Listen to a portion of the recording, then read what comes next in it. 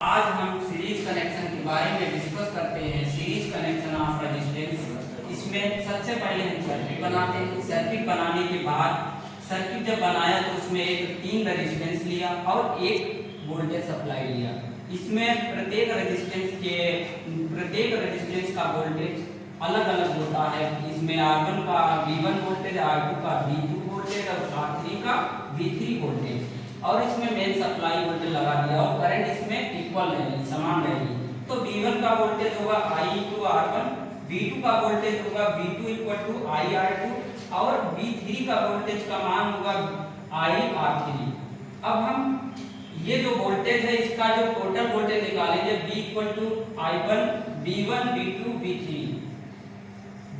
V का voltage जो supply voltage का मान जो निकालेंगे V = V1 V2 V3, तीनों को हमने ऐड कर दिया, इक्वेशन 1 बना लिया। फिर according to Ohm's law V = IR, फिर समीकरण 1 या इक्वेशन में V का मान रखने पर V = V1 V2 V3, फिर V का मान यहां से ले लिया, फिर यहां पर V1 का मान यहां से ले लिया, फिर V2 का मान यहां ले लिया, यहां पर रखे, फिर V3 का मान यहां से ले लिया, यहां पर रखे। फिर इसमें ये देखेंगे क्या कॉमन है, करंट कॉमन है, I कॉमन जो है तो मैंने कॉमन ले लिया R1 R2 R3। फिर इसमें जो है इसमें I काट देंगे ऐसे। फिर उसके बाद में इक्विवेलेंट बोलो, इसको टोटल रेजिस्टेंस को इक्विवेलेंट भी बोल सकते हैं, इक्विवेलेंट R = R1 R2 या total voltage RT = R1 R2 R3। इसमें सीरीज कनेक्शन में करंट का मान, करंट की मान या करंट की वैल्यू इक्वल होती है। सीरीज कनेक्शन में वोल्टेज का मान अनइक्वल होता है। और इसमें पावर, फार्मूला ऑफ पावर, इसमें P/Pt = P/P1 + P/P2। इसमें टोटल पावर बोर्ड के लिए जैसे आती है तो Pt = P1 P2 P1 + P2। Thank you class. Series parallel connection के बारे में डिस्कस करते हैं। पैरेलल कनेक्शन ऑफ रेजिस्टेंस को समांतर क्रम में जोड़ना। हमने पहले सर्किट बनाया।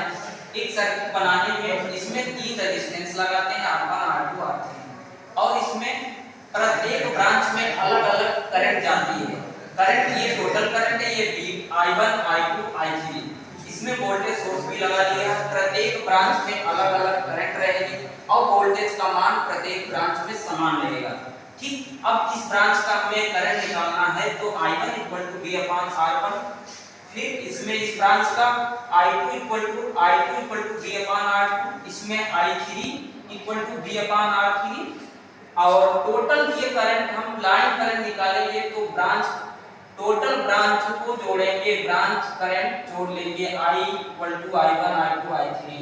अब according to Ohm's law, Ohm's के नियम से I = V/R।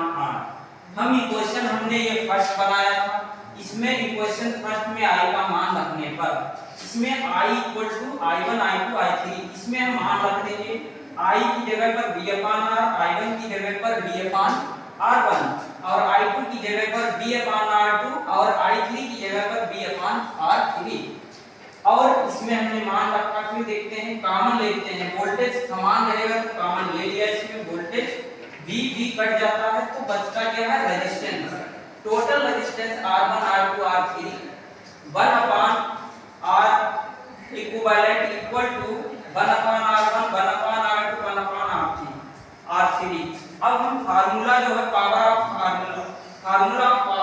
का फार्मूला निकालते हैं तो इसमें Pn का मतलब ये होता है, हमने दिखाया बहुत सारी, जैसे dash dash Pn = P1 P2 dash dash n। इसमें आगे पावर जुड़ती रहेगी। Thank you class.